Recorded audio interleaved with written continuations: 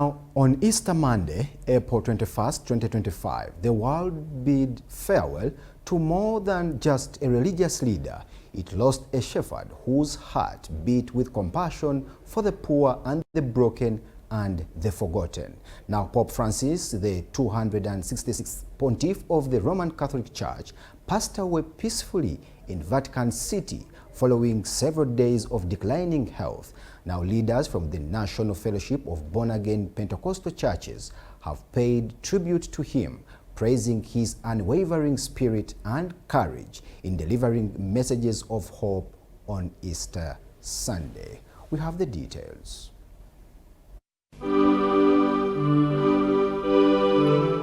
Across the globe, tributes continue to flow freely, not out of a religious obligation, but in mourning for a man who made holiness feel human. Even in his final hours, Pope Francis showed remarkable strength.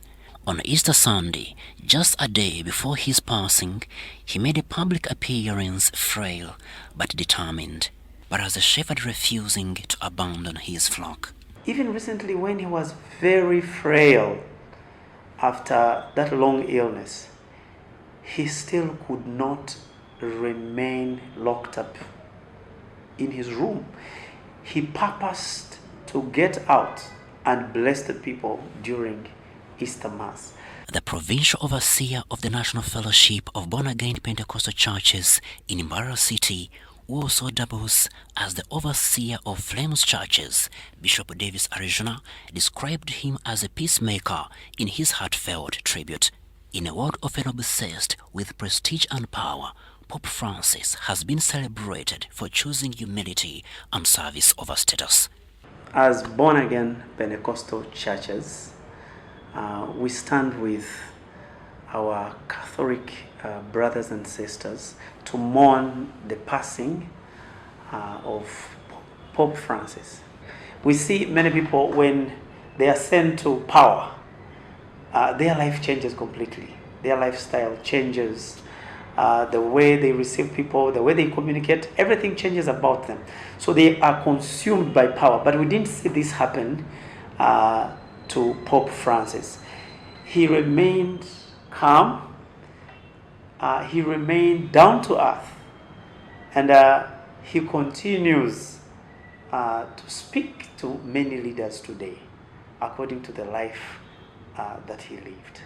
He will be remembered for acts of deep compassion to prisoners, many of whom had never experienced kindness from authority, choosing modest cars over luxury, and living in a guest house instead of the grand papal palace. His humility and simplicity. I read recently that he opted to live in the Vatican guest house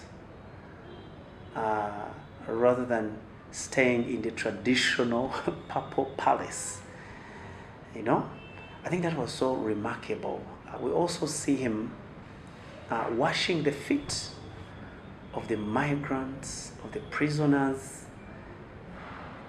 It is very remarkable of him. I think he showcased commitment to humility.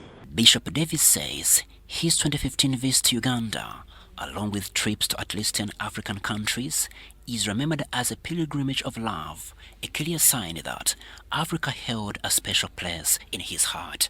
Yeah, he loved peace. He wanted to see the world full of peace. Crispus Adenitwe, UBC News.